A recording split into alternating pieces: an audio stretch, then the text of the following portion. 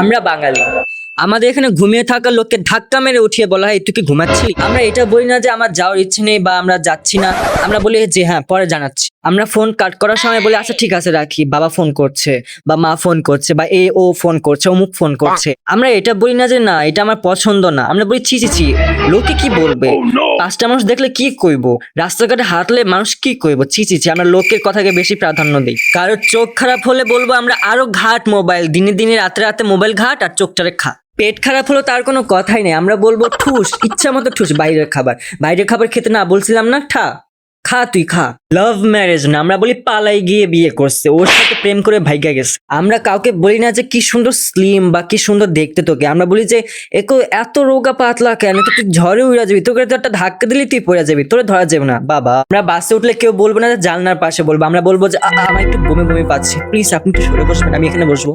আমাদের প্রত্যেকের বাড়ির মধ্যে বিশাল বড় একটা পলিথিন ব্যাগ থাকে, আর তার মধ্যে ছোট ছোট ছোট ছোট পলিথিন ব্যাগ থাকে, তার মধ্যে আবার গিরি পলিথিনের ব্যাগ থাকে। কেউ উন্নতি করলে আমরা বলি না ওয়াও কংগ্রাচুলেশন, আমরা তো বলি তোর ব্যাপারটাই আলাদা রে, আমরা পারলাম না রে, তুই পারলি, কিভাবে পারলি, বড়লোক হয়ে যাবি, এর কদিন পর তো আমাদের চোখে দেখবিও না, আমাদের পাত্তাই দিবি না বাবা, তোর সাথে কথাই বলা যাবে না, তোর তো বাবা আলাদাই ব্যাপার। আমরা এটা বলি না যে মানুষটা কত বুদ্ধিমান, মানুষটা কত নলেজেবল, আমরা বলি বেশি পণ্ডিত, বেশি জ্ঞান রাখে, বেশি একবার অতিরিক্ত করে ফেলে।